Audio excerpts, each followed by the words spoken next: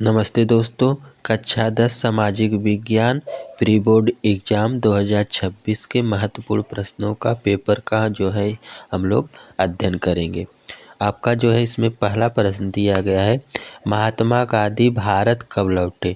फरवरी 1915 में, जनवरी 1915 में, मार्च 1915 में, अप्रैल 1915 में। तो आपका ऑप्शन जो है बी सही हो जाएगा। जनवरी 1915 में जो है महात्मा गांधी जो है भारत लौटे थे। अफ्रीका से भारत जो है महात्मा गांधी जनवरी 1915 को जो है वापस आए थे। तो ऑप्शन आपका बी सही हो जाएगा। अगला प्रश्न आपका है, असहयोग आंदोलन स्थगित करने का मुख्य कारण था? तो ऑप्शन ए दिया गया है जलियांवाला बाग हत्याकांड, ऑप्शन बी है रोलेट एक्ट, ऑप्शन सी है खिलाफत आंदोलन, ऑप्शन डी है चौरी चौरा की घटना। तो ऑप्शन डी आपका सही हो जाएगा। चौरी चौरा की घटना होने के कारण जो है महात्मा गांधी असहयोग आंदोलन को जो है स्थगित कर दिया था। अगला प्रश्न आपका तीसरा है, आर्थिक मंदी का प्रथम कारण था? ऑप्शन ए दिया है कृषि के क्षेत्र में अधिक उत्पादन, बैंकों का निजीकरण, अत्यधिक निवेश, उद्योगों की संख्या में वृद्धि। तो ऑप्शन ए आपका सही हो जाएगा। कृषि के क्षेत्र में अधिक उत्पादन जो है आर्थिक मंदी का प्रथम कारण था। तो ऑप्शन ए आपका सही हो जाएगा। कृषि के क्षेत्र में अधिक उत्पादन जो है आर्थिक मंदी का कारण था। अगला चौथा प्रश्न है आपका, ब्रेटन वुड्स नामक संस्था निम्नलिखित में से कहाँ स्थित है? ऑप्शन ए दिया है अफ्रीका में, ऑप्शन बी दिया है यूरोप में, ऑप्शन सी दिया है अमेरिका में, ऑप्शन डी दिया है एशिया में। तो ब्रेटन वुड्स नामक संस्था जो है अफ्रीका में स्थित है। तो ऑप्शन ए आपका सही हो जाएगा, अफ्रीका में। चौथे का ऑप्शन ए सही हो जाएगा, अफ्रीका में जो है स्थित है। सभी प्रश्न बहुत महत्वपूर्ण है और परीक्षा में जो है पूछा गया है प्री बोर्ड में, आगे बोर्ड परीक्षा में भी जो है पूछा जाएगा। आप सभी लोग जो है इस प्रश्न को ध्यान से देखें। आपका अब जो है पांचवा प्रश्न है, सर्वप्रथम 16वीं सदी में प्रिंटिंग प्रेस भारत के किस राज्य में आया था? तो आपका ऑप्शन ए सही हो जाएगा, गोवा में जो है आया हुआ था, गोवा में। अगला प्रश्न आपका छठवां प्रश्न है, हिंदी के अतिरिक्त संविधान में कितनी अन्य भाषाओं का उल्लेख है? तो आपसे पूछा जा रहा है कि हिंदी के अतिरिक्त, आप ध्यान देंगे प्रश्न को, ध्यान से आप पहले देख लेंगे, हिंदी के अतिरिक्त संविधान में कितनी अन्य भाषाओं का उल्लेख है, मतलब हिंदी को छोड़कर। तो हिंदी को छोड़कर जो है आपका ऑप्शन बी सही हो जाएगा, 21 भाषाओं का जो है उल्लेख रहेगा। अगर आपको हिंदी कुल मिला लेंगे तो कुल संविधान में जो है 22 भाषाएं हैं, 22 भाषाएं हैं। अगर हिंदी को मिलाकर पूछेगा तो 22, अगर हिंदी को उसमें हिंदी के अतिरिक्त पूछ रहा है तो 21, अर्थात आपका ऑप्शन बी सही हो जाएगा। अगला प्रश्न सातवां प्रश्न है, निम्नलिखित देशों में कहाँ संघात्मक शासन नहीं है? तो भारत में, बी है श्रीलंका में, सी है संयुक्त राज्य अमेरिका में, डी है बेल्जियम में। तो ऑप्शन बी आपका सही हो जाएगा, श्रीलंका में जो है संघात्मक शासन नहीं है। तो ऑप्शन बी आपका सही हो जाएगा। सभी प्रश्न को आपको ध्यान से देखने हैं। आपका जो है आठवां प्रश्न है, लोकतांत्रिक शासन व्यवस्था अन्य व्यवस्थाओं से अच्छी है क्योंकि यह, आपसे पूछ रहा है कि लोकतांत्रिक जो शासन व्यवस्था है अन्य व्यवस्थाओं से अच्छी होती है। आपका ऑप्शन ए दिया गया है, इसमें पारदर्शी है, व्यक्ति की गरिमा को बढ़ावा देती है, सी दिया है ए और बी दोनों सही है, इनमें से कोई नहीं। तो आज जो है लोकतांत्रिक शासन व्यवस्था जो है पारदर्शी होती है और व्यक्ति की गरिमा को बढ़ावा देती है। तो ऑप्शन जो है सी सही हो जाएगा, ए और बी दोनों, ऑप्शन सी आपका सही हो जाएगा। बहुत इंपॉर्टेंट प्रश्न है। अगला प्रश्न आपसे पूछ रहे हैं, नौवां प्रश्न है, भारत में कितने राष्ट्रीय राजनीतिक दल हैं? 4, 5, 6, 7। तो ऑप्शन आपका जो है सी सही हो जाएगा, 6 जो है राजनीतिक दल हैं। भारत में कुल कितने राजनीतिक दल हैं? तो 6 राजनीतिक दल है। जैसे जैसे अगला प्रश्न आपका 10वां प्रश्न है, सांप्रदायिकता किसके लिए हानिकारक है? ऑप्शन ए दिया है अल्पसंख्यक के लिए, ऑप्शन बी दिया है बहुसंख्यक, ऑप्शन सी दिया है अल्पसंख्यक और बहुसंख्यक दोनों के लिए, और ऑप्शन डी दिया है इनमें से किसी को भी नहीं। तो जो सांप्रदायिकता होता है यह जो है अल्पसंख्यक के लिए भी हानिकारक होता है और बहुसंख्यक के लिए भी हानिकारक होता है। तो ऑप्शन सी आपका एकदम सही हो जाएगा, ऑप्शन सी आपका सही है। अगला प्रश्न आपका जो है 11वां प्रश्न है, जून 1992 में प्रथम अंतर्राष्ट्रीय पृथ्वी सम्मेलन किस शहर में हुआ था? ऑप्शन ए दिया है मॉस्को रूस, ऑप्शन बी दिया है न्यूयॉर्क यूएस, ऑप्शन सी दिया है पेरिस फ्रांस, ऑप्शन डी दिया है रियो डी जेनेरो ब्राज़ील। तो ऑप्शन डी आपका सही हो जाएगा, रियो डी जेनेरो ब्राज़ील जो है। आपका 12वां प्रश्न है आपका अगला प्रश्न है 12वां प्रश्न है, किस मृदा का निर्माण भारी वर्षा से अधिक निस्खलन के फलस्वरूप होता है? मतलब अधिक वर्षा होगी जिससे वह भूमि जो रहेगा वह जो लिंचिंग होगा उसका, तो उसमें कौन सा जो है मिट्टी है? ऑप्शन ए दिया लाल और पीली मृदा, ऑप्शन बी दिया काली मृदा, ऑप्शन सी दिया है आपका लेटराइज मृदा, ऑप्शन डी दिया मरुस्थलीय मृदा। तो ऑप्शन सी आपका सही हो जाएगा, लेटराइट मृदा जो होती है वह अधिक भूमि से निर्माण होती है। अगला प्रश्न आपका दिया है 13वां प्रश्न है आपका, रोलेट प्रोजेक्ट टाइगर की शुरुआत किस वर्ष से हुई? तो ऑप्शन सी है आपका, ऑप्शन ए है 1970, तो ऑप्शन डी आपका सही हो जाएगा 1973 ईस्वी में जो है प्रोजेक्ट टाइगर की शुरुआत किया गया था। आपका 14वां प्रश्न है, निम्नलिखित में से कौन सा राज्य सरदार सरोवर परियोजना से नहीं जुड़ा है? ऑप्शन ए है महाराष्ट्र, ऑप्शन बी है मध्य प्रदेश, ऑप्शन सी है उत्तर प्रदेश, ऑप्शन डी है गुजरात। तो ऑप्शन सी आपका एकदम सही हो जाएगा, उत्तर प्रदेश जो है सरदार सरोवर परियोजना से जुड़ा हुआ नहीं है। ऑप्शन सी आपका सही हो जाएगा, जो है ऑप्शन सी आपका सही हो जाएगा, सरदार सरोवर परियोजना से नहीं जुड़ा हुआ उत्तर प्रदेश। अगला प्रश्न आपका है, स्वर्णिम चतुर्भुज परियोजना किससे संबंधित है? ऑप्शन ए दिया है स्वर्ण उद्योग से, ऑप्शन बी दिया है रेल परिवहन से, ऑप्शन सी दिया है सड़क परिवहन, ऑप्शन डी दिया है वायु परिवहन। तो स्वर्णिम चतुर्भुज यह परियोजना जो है सड़क परिवहन से जो है संबंधित है। ऑप्शन सी आपका सही हो जाएगा। बहुत इंपॉर्टेंट प्रश्न है, यह जो है परीक्षा में अवश्य आएगा, आप इसको ध्यान से पूरा पेपर देख लीजिएगा। अगला प्रश्न आपका है 16वां, भारत में 1000 रुपये के करेंसी नोटों को किस वर्ष अमान्य घोषित किया गया? ऑप्शन ए दिया है 1915 में, ऑप्शन बी दिया 1916 में, ऑप्शन सी दिया 2017 में, ऑप्शन डी दिया है 2018 में। तो ऑप्शन बी आपका सही हो जाएगा, 2016 में जो है भारत में 1000 रुपये के करेंसी नोटों को जो है बंद कर दिया गया था। तो 2016 ऑप्शन बी सही हो जाएगा, 2016 में ऑप्शन बी आपका सही है। बहुत इंपॉर्टेंट प्रश्न है। अगला 17वां प्रश्न आपका है, मानव विकास रिपोर्ट किस संस्था के द्वारा प्रकाशित की जाती है? ह्यूमन डेवलपमेंट जो है किसके द्वारा? तो ऑप्शन सी आपका यूएनडीपी द्वारा जो है आपका जो है रिपोर्ट तैयार किया जाता है। अगला 18वां प्रश्न आपका है, भारतीय ग्रामीण रोजगार गारंटी अधिनियम किस वर्ष से लागू हुआ?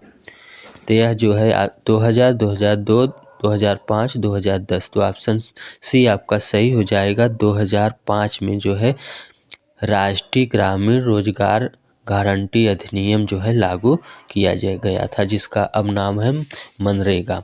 ऑप्शन सी आपका सही हो जाएगा, 2005 में जो है लागू किया। बहुत इंपॉर्टेंट प्रश्न है। 19वां प्रश्न आपका है, एक वस्तु का अधिकांश प्राकृतिक प्रक्रिया से उत्पादन किस क्षेत्र की गतिविधि है? तो ऑप्शन ए दिया है प्राथमिक, ऑप्शन बी दिया है द्वितीयक, ऑप्शन सी दिया है तृतीयक, ऑप्शन डी दिया है चतुर्थक। तो एक वस्तु का अधिकांश प्राकृतिक प्रक्रिया से उत्पादन जो है प्राथमिक क्षेत्र में होता है, प्राइमरी क्षेत्र में। ऑप्शन आपका 19 का ए सही हो जाएगा। अगला लास्ट प्रश्न है बहुविकल्पी का 20वां वाला, उदारीकरण है। आपसे पूछ रहा है उदारीकरण क्या है।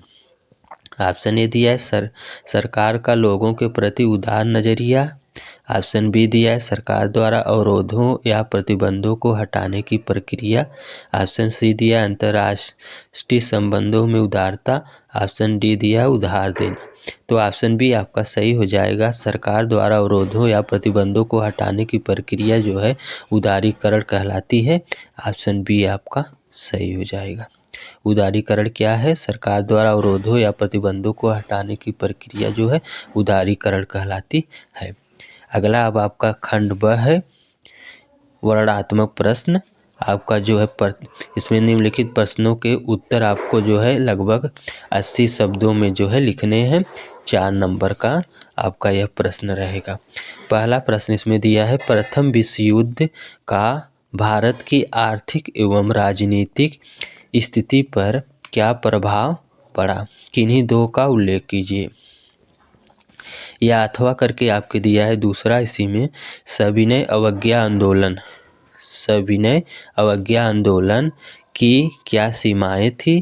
किन्हीं दो का उल्लेख कीजिए। जो महात्मा गांधी सविनय अवज्ञा आंदोलन चलाए थे, तो सविनय अवज्ञा आंदोलन की क्या सीमाएं थी? किन्हीं दो का आपको उल्लेख करना है।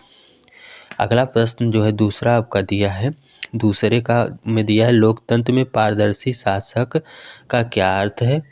उदाहरण सहित समझाइए। अगला प्रश्न आपका जो है इसमें दिया है लोकतंत्र में पारदर्शी शासन का क्या अर्थ है? लोकतंत्र में पारदर्शी शासन का क्या है अर्थ है? उदाहरण सहित समझाइए। जैसे भारत लोकतंत्र है, तो लोकतंत्र देश में जो पारदर्शी शासन होता है, मतलब ट्रांसपेरेंस होता है, उसमें सब कुछ आपको सरकार जो के द्वारा जो जनता को सब कुछ जो है बताया जाता है उसमें कुछ। अगला प्रश्न इसी में अथवा करके दिया है लोकतंत्र में राजनीतिक दलों का क्या अर्थ है? इनके किन्हीं दो मुख्य कार्यों को लिखिए। जो लोकतंत्र देश है उसमें राजनीतिक दल जो हैं उनके क्या कार्य हैं, इनके किन्हीं दो मुख्य कार्यों को लिखिए। तो आप देख रहे हैं जैसे भारत लोकतांत्रिक देश है, इसमें जो है राजनीतिक जो दल हैं जैसे भारतीय जनता पार्टी है, कांग्रेस है, इन सब दलों की क्या कार्य हैं, आप उन कार्यों को आप जो है लिखना रहेगा। आपको दो मुख्य कार्यों को आपको लिखना रहेगा। अगला आपका तीसरा प्रश्न इसमें दिया गया है जो है जैव और अजैव संसाधन क्या होते हैं? वर्णन कीजिए। और अगला इसी में दिया है अथवा करके पर्यावरण निम्नीकरण को रोकने के 4 उपाय बताइए। मतलब पर्यावरण के निम्नीकरण जो हो रहा है, पर्यावरण जो नीचे जा रहा है, उसको रोकने के लिए आपको 4 उपाय बताने होंगे। जैसे इसमें पहला उपाय है वृक्षारोपण कर सकते हैं आप इसमें। दूसरा आप उपाय इसमें लिख सकते हैं जल का संरक्षण कर सकते हैं।